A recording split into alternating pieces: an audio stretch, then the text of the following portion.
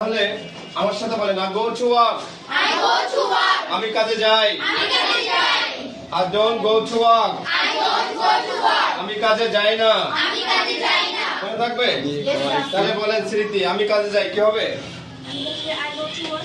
I go to work আমি কাজে যাই না I don't একটু সাউন্ড দিয়ে বলতে হবে I don't go to work এখন প্রশ্ন হচ্ছে আমি কি কাজে যাই Do I go to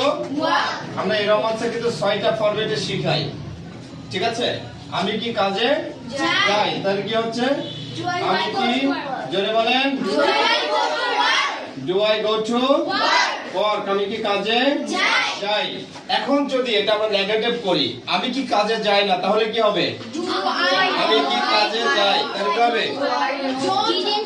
Don't বলেন থ্যাংক ইউ জোরে বলেন